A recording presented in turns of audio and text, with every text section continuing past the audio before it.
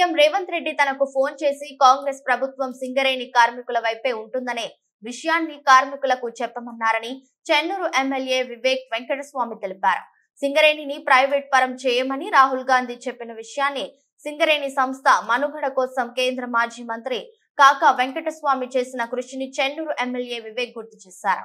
ఈ నెల 27వ తేదీన కార్మికులు గడియారం గుర్తుకి ఓటు వేసి కాంగ్రెస్ పార్టీ అనుబంధ ఐఎన్టీయూసీ యూనియన్ ని గెలిపించాలని వివేక్ కోరారు. మంచిర్యాల జిల్లా మందమరి ఐఎన్టీయూసీ కార్యాలయంలో కార్మిక సంఘం ముఖ్య నాయకులతో గుర్తింపు సంఘం ఎన్నికలపై చెన్నూరు ఎమ్మెల్యే వివేక్ వెంకటస్వామి, బెల్లంపల్లి ఎమ్మెల్యే వినోద్లు, ఐఎన్టీయూసీ అధ్యక్షుడు జనక్ ప్రసాద్లు పాల్గొన్నారు.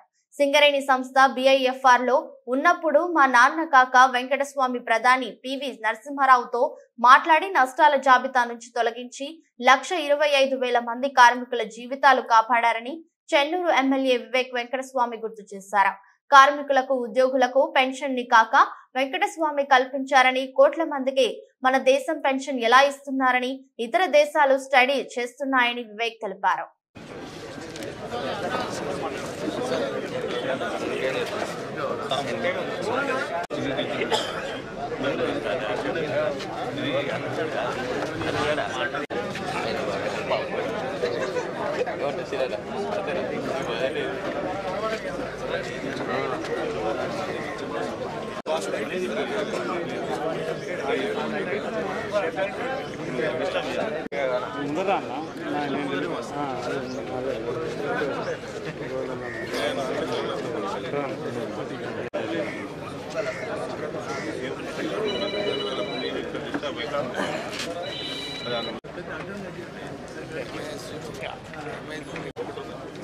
అప్పుడు ఏం పని సార్, ఇప్పుడంటే తిరుగుతున్నాం. ఆపోజిట్ ఏదైనా ఉన్నా కూడా లేదు, ఒకటే ఉంటే ఒకటే ప్రోగ్రామ్, పోతే వస్తాం.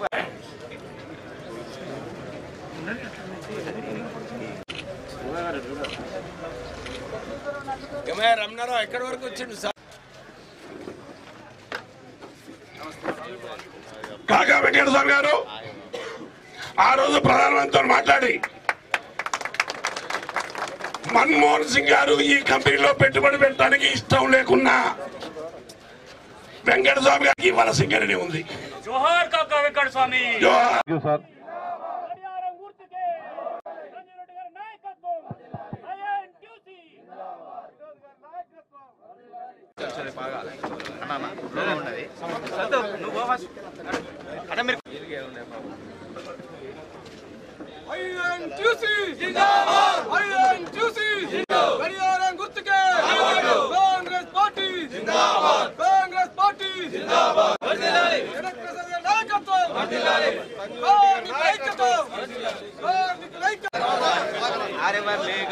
మందమరి బ్రాంచ్ నుండి మన మాజీ మంత్రివర్యులు బెల్లంపల్లి ఎమ్మెల్యే గారికి మందమరి బ్రాంచ్ నుండి సన్మానిస్తూ, అదేవిధంగా చెన్నూరు మాజీ పార్లమెంట్ సభ్యులు మరి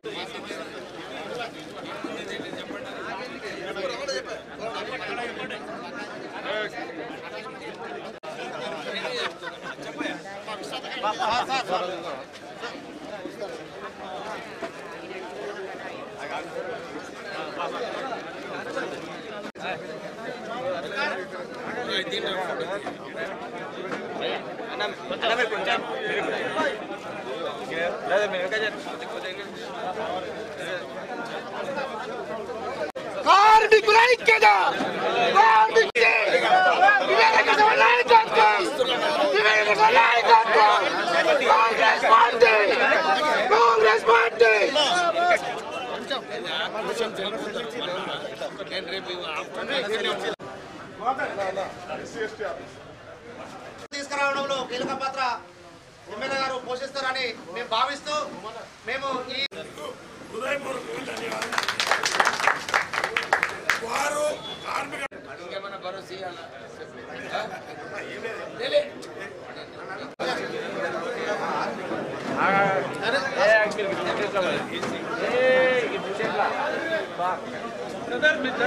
కొంచెం అలా పట్టుకో, మీరు జరగండి.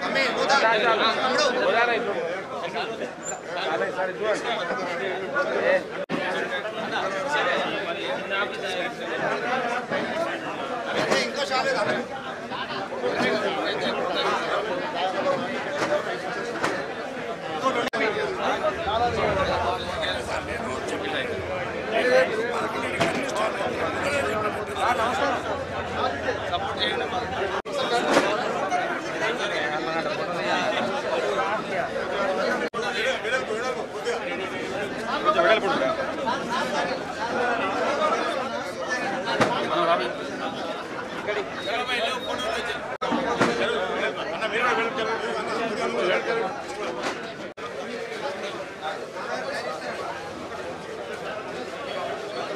యూత్ వాళ్ళందరూ దయతో మాకు వచ్చేసారు టైం లేదు ప్లీజ్ మా ప్రెస్ క్లబ్ ప్రెసిడెంట్ కలువల శ్రీనివాస్ గారు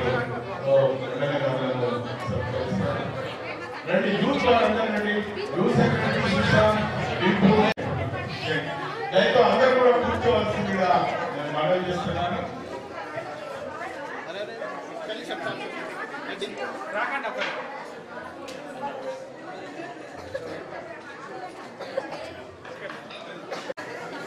okay thank you very much. Sunday school పిల్లలు రండి.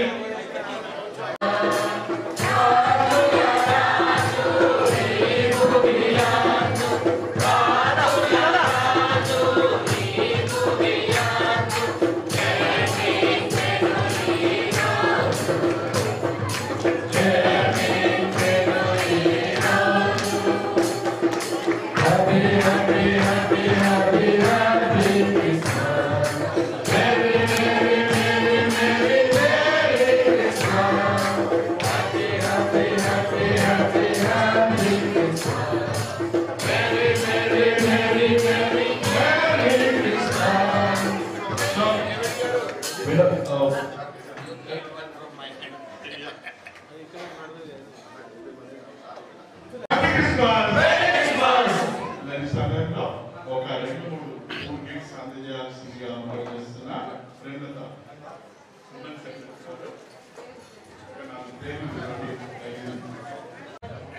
పోలేపల్లి సుశీల గారు, దేవి ప్రమీలమ్మ గారు, రాజపల్లి రాధిక, బొగ్గూరి ప్రమీలమ్మ, అంబాల వనమ్మ గారు, సురపిల్ల అమృతమ్మ గారు, తలారి అక్కమ్మ గారు, ఎలికేటి రోజమ్మ గారు, ఏనుగుల కనకమ్మ గారు. కార్మికులు కష్టపడి పనిచేస్తారు, మంచి బొగ్గు ఉత్పత్తి తీసుకొస్తారు. సింగరేణి కార్మికులకు ఎప్పుడు కూడా వారి అవస్థలను కనుక్కొని వారిని పరిష్కరించి ఎప్పుడు కార్మికుల వైపు ఉండాలని చెప్పి మా నాన్నగారు వెంకటస్వామి గారు చెప్పేవారు. సింగరేణి సంస్థ BIFRలో ఉన్నప్పుడు నేను అప్పుడు ఢిల్లీలో ఉన్నాను మా నాన్నగారి దగ్గర. వారు అప్పుడు ఫోన్ చేసి PV నరసింహారావు గారితో డైరెక్ట్ మాట్లాడారు, రెడ్ ఫోన్తో మాట్లాడి, అరే నా ప్రాంతానికి చెందిన సింగరేణి సంస్థ BIFRలో ఉంది, మీరు 400 కోట్ల రూపాయలు రేపు NTPCకి ఇన్స్ట్రక్షన్స్ ఇచ్చి ఆ పైసలు వచ్చి ఈ BIFR నుంచి తొలగించాలని చెప్పి మా నాన్నగారు అప్పుడు PV నరసింహారావు గారితో మాట్లాడి ఈ సంస్థను BIFR నుంచి తొలగించి 1,20,000 ఉద్యోగాలు, ఆ రోజులలో 1,20,000 ఉద్యోగాలను కాపాడిన ఘనత కాకా వెంకటస్వామి గారు. ఇప్పుడే చెప్పినట్టు చాలామంది ఆ రోజులలో కోల్ వర్కర్స్కి పెన్షన్ లేదు. వారే ఒక నిర్ణయం తీసుకొని నా బొగ్గుగని కార్మికులకు పెన్షన్ కల్పించాలని చెప్పి వారు పెన్షన్ బిల్లు పెట్టి పెన్షన్ కల్పించడం జరిగింది. తర్వాత కొన్ని సంవత్సరాల తర్వాత ప్రైవేట్ సెక్టర్లో కూడా పెన్షన్ రావాలి, అప్పుడు ప్రైవేట్ సెక్టర్లో పెన్షన్ లేదు, వీళ్ళకు కూడా వర్తించాలని చెప్పి ఇదే ఎగ్జాంపుల్ తీసుకొని ఇదే స్ఫూర్తితోని ఏదైతే బొగ్గుగని కార్మికులకు ఈ పెన్షన్ ఇప్పించినారో అట్లానే ప్రైవేట్ సెక్టర్లో కూడా ఈ పెన్షన్ రావడంలో మా నాన్నగారే కీలకమైన పాత్ర వేశారు. మొన్న అంతర్జాతీయ సమావేశంలో ILO కాన్ఫరెన్స్లో కూడా చాలామంది చైనా నుంచి ఇతర దేశాల నుంచి వాళ్ళు కనుక్కుంటున్నారు, అరే ఎట్లా ఇంత పెద్ద దేశంలో ఎట్లా ఈ పెన్షన్ స్కీమ్ ఇంప్లిమెంట్ చేస్తున్నారని. అంటే ఎప్పుడు కార్మికుల వైపు ఉంటూ కార్మికుల సమస్యలు అర్థం చేసుకొని కాకా వెంకటస్వామి గారు పనిచేసేవారు. ఇప్పుడు మన ఈ సింగరేణి సంస్థ ఆ రోజు కాపాడి ఈ BIFR నుంచి తొలగించడం వల్ల ఈరోజు తెలంగాణలో అతిపెద్ద సంస్థ ఉన్నదంటే అది సింగరేణి సంస్థ. ఈ సింగరేణి సంస్థలోనే ఈ సింగరేణి సంస్థ మంచిగా నడిచినప్పుడు ఈ సింగరేణి సంస్థలోనే కార్మికులు ఎప్పుడు కూడా సంతోషపడినప్పుడే మన తెలంగాణ కూడా బాగుంటుందని చెప్పి చాలామంది చెప్పారు. అప్పుడు మన తెలంగాణ ఉద్యమంలో కూడా సింగరేణి కార్మికులు స్ట్రైక్ మీద పోయినప్పుడే మన్మోహన్ సింగ్ గారికి ఆలోచన వచ్చింది, అరే ఏమైతుంది తెలంగాణలో, ఎందుకు ఈ అంధకారం ఉంది ఈ దేశంలో సింగరేణి సంస్థ నడవకపోవడం వల్ల అని చెప్పి ఒక ఆలోచన వచ్చింది, అరే తెలంగాణ గురించి ఆలోచించాలని. అంటే ఇంత పెద్ద ఇంపాక్ట్ మన సింగరేణి సంస్థ చేస్తుంది. ఇప్పుడే జనక్ ప్రసాద్ గారు చెప్పినట్టు ఈ 9-10 సంవత్సరాలలో ఈ టీఆర్ఎస్ ప్రభుత్వం ఈ TBGKS హయాంలో ఏమైంది కార్మికులకు అది ఆలోచించే విషయం ఉంది. ఆల్రెడీ మొన్న కార్మికులందరూ కూడా వారు తెలంగాణ రాష్ట్ర సమితికి ఒక చెంపదెబ్బ కొట్టినట్టు అన్ని చోట్ల కూడా కాంగ్రెస్ అభ్యర్థులను గెలవడం జరిగింది. అంటే వారి అసంతృప్తి ఏదైతే ఉందో టీఆర్ఎస్ యూనియన్ పైన అది జనరల్ ఎలక్షన్లో చూపించడం జరిగింది. నేను అప్పుడు చాలా చోట్ల కూడా క్యాంపెయిన్ చేసేటప్పుడు నేను విశ్వాసం కల్పించినాను, ఇది ఈ సంస్థ ఈ సింగరేణి సంస్థ దీంట్లో 51% వాటా రాష్ట్ర ప్రభుత్వంలో మేజర్ షేర్ హోల్డర్. రాష్ట్ర ప్రభుత్వం ఎప్పుడు నిర్ణయించుకుంటుందో అప్పుడే ఈ కర్మాగారంలో నిర్ణయాలు అవుతాయి. అయితే ప్రైవేటైజేషన్ వచ్చే పరిస్థితే లేదని చెప్పి మన సింగరేణి కార్మికులకు మళ్ళీ ఒకసారి భరోసా ఇప్పిస్తున్నారు. రాహుల్ గాంధీ గారు వచ్చినప్పుడు కూడా చాలా మంది కలిసినప్పుడు వారు ఒకటే అంశం అన్నారు, కాంగ్రెస్ పార్టీ ప్రభుత్వంలో వస్తుంది, మీ సమస్యలన్నీ కూడా మేము చూసుకునే బాధ్యత మాదున్నది, మీ అందరికీ కూడా భయపడేది అవసరం లేదు, ప్రైవేటైజేషన్ కాదని చెప్పి అప్పుడు రాహుల్ గాంధీ గారు చెప్పినారు. మళ్ళొకసారి మన సింగరేణి కార్మికులకు అందరికీ కూడా మేము భరోసా ఇప్పిస్తున్నాము, మీకు ఇక్కడ ప్రైవేటైజేషన్ అయ్యే పరిస్థితే లేదు, కానీ మనము కొత్త మైండ్స్ తెచ్చే అవసరం ఉంది. ఇక్కడ ఈ ప్రాంతంలో ఎక్కువ ఉద్యోగాలు కల్పించాలంటే మన సింగరేణి కార్మికులకు ఒక అండగా ఉండాలంటే ఈ సంస్థ మంచిగా నడవాలి. ఇంత ఫ్యూచర్లో కూడా ఈ 60 మిలియన్ యూనిట్స్ 60 మిలియన్ టన్సే కదా ఇప్పుడు ఇంకా ఉత్పత్తి చేసే అవసరం ఉంది, 100 మిలియన్ టన్లకు పోయే అవసరం ఉన్నది. ఎందుకంటే సింగరేణి సంస్థలో ఒక టెక్నికల్ నాలెడ్జ్ మన ఆఫీసర్లందరికీ కూడా ఒక టెక్నికల్ నాలెడ్జ్ ఉన్నది, మన కార్మికులకు పని ఉత్పత్తి చేసే నాలెడ్జ్ ఉన్నది.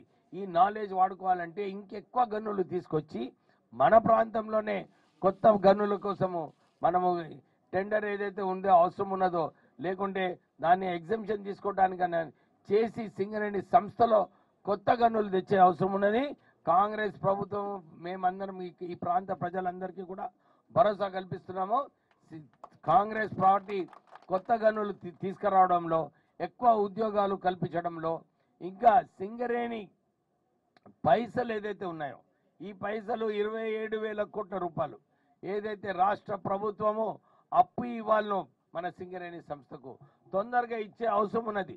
నేను మొన్న కూడా అసెంబ్లీలో మాట్లాడేటప్పుడు ఇదే చెప్పినాను, ఈ టీఆర్ఎస్ ప్రభుత్వం అన్ని చోట్ల కూడా అప్పులు చేసి మన సింగరేణి సంస్థను కూడా అప్పుల సంస్థ చేయడం జరిగింది.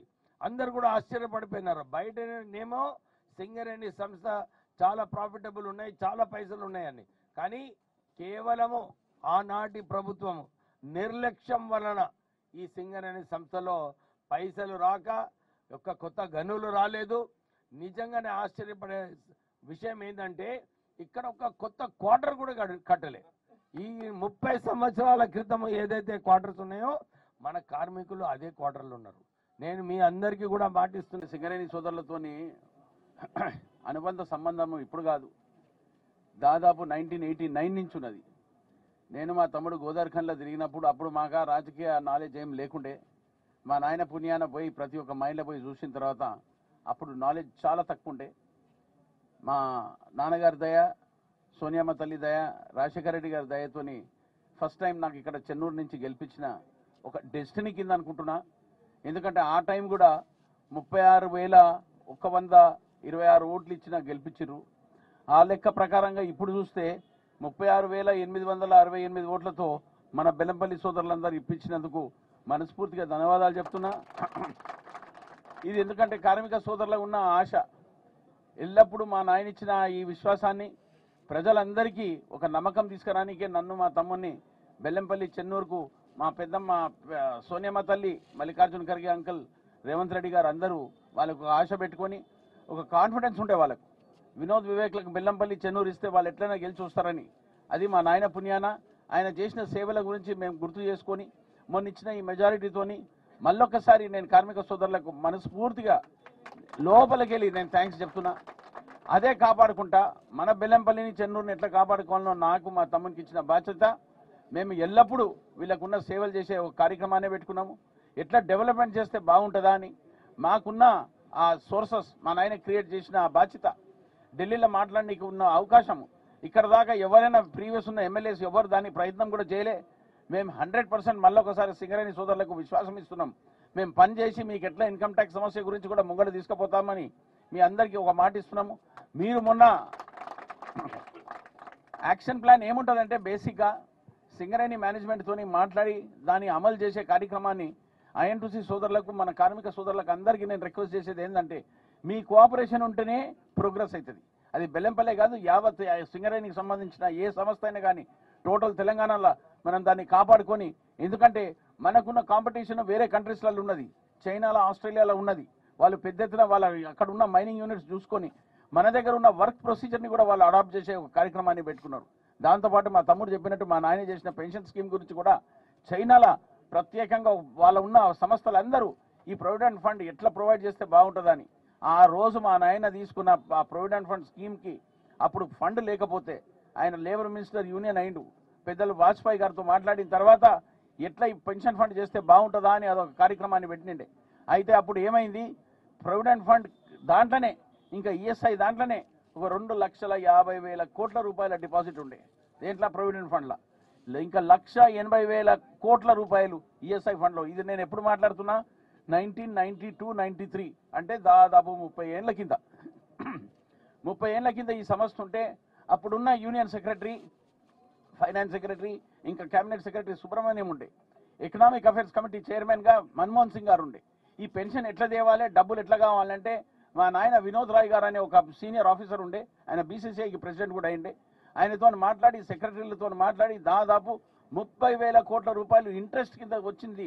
30 ఏళ్ల సంది ఉన్నది, మళ్ళీ దాంట్లోకి తీసుకొచ్చి ఇవాళ ఈ పెన్షన్ స్కీమ్ పెట్టినందుకు యావత్ భారతంలో 7 కోట్ల ప్రజలకు ఇవాళ పెన్షన్ వస్తుంది. అంటే వర్క్ ఓరియంటెడ్ ఎట్లా ప్రోగ్రెస్ కావాలన్నా అనే కార్యక్రమాన్ని పెట్టుకున్నాడు, విజనరీ పెట్టుకున్న మా నాయనకు మనస్ఫూర్తిగా ధన్యవాదాలు చెప్తున్నా. ఈ 7 కోట్ల ఉన్న ఫ్యామిలీస్ అందరూ టోటల్ వర్కింగ్ క్లాస్ యూనిట్లకు 7 ఉన్నా కూడా వాళ్ళందరికీ ఒక పెద్ద ఎత్తున ఒక రుణం కింద దొరికిన అవకాశం. అట్లనే మన బెల్లంపల్లి చెన్నూరుని కూడా ఎట్లా పెన్షన్ స్కీమ్లలో కూడా ఇంకా అభివృద్ధి చేసే కార్యక్రమాలు ఏమైనా ఉంటే కూడా మళ్ళొక్కసారి మీకు గ్యారంటీ ఇప్పిస్తున్నాం సోదరులారా. మాకు పనిచేసే తప్ప ఇంకా వేరేదేం లేదు. వర్క్ ఈజ్ వర్షిప్ అనేది మనసులో పెట్టుకొని ఈ వచ్చే 27వ తారీఖు గడియారం గుర్తుకు మన కార్మిక సోదరులకు మనస్ఫూర్తిగా వాళ్ళకి రిక్వెస్ట్ చేస్తున్నాం.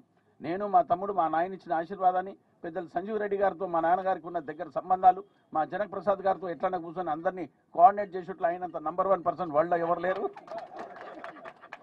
ఈ సమస్యను మనసులో పెట్టుకొని మనము ఈ సింగరేణి సోదరులను, ఎందుకు నవ్వుతుర్రా, ఆయన అంత ఇంటెలిజెంట్ ఉన్నాడు, ఇంటెలిజెంట్ మనిషికి ఇంటెలిజెంట్ అని చెప్పాలా అవుతా.